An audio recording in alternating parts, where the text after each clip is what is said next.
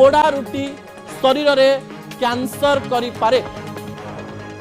शेष प्रसंग TV screen को आने अनुरोध करी जहाँ गुरुत्वपूर्ण पोड़ा रुटी सतरे कैंसर हुए कि दिल्ली रे थिबा डॉक्टर तरंग कृष्णा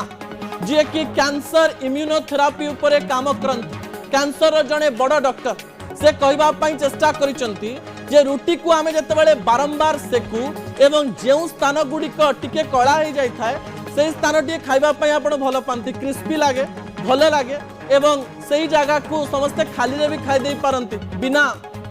तरकारी रे किंतु एई कला दाग बाई पोड़ीबा स्थान रे एमती किछि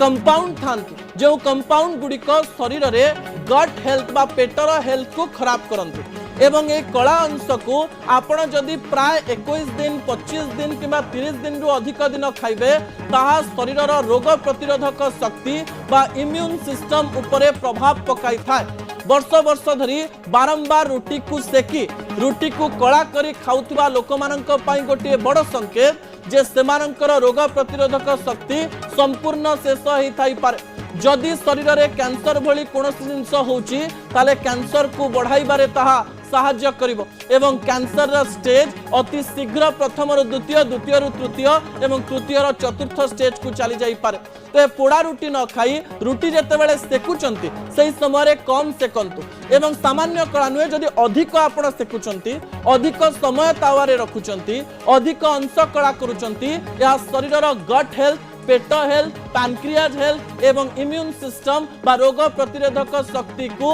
नष्ट करिथाए दुर्बल करिथाए। दर्शक बंधु आशा करी डॉक्टर तरंग कृष्णंकर कथा आपण मानिबे एवं जेतेबेले आपण रुटी करूचंती रुटी को अधिक क्रिस्पी करिबा पई पांपड़ भली करिबा पई चेष्टा करिवे नाही। साधारण भाव में जो प्रकार रुटी आपण खांती से रुटी खाई परिबे। अन्य पटे डाक्टर कहबा कथा हेउची तावारे आपण रुटी को सेकी खाइले देह पाई भल जदि बन रे आपण सेकुचंती अधिक समय रखुचंती ता शरीर को क्षति पहुंचाई पारे। असल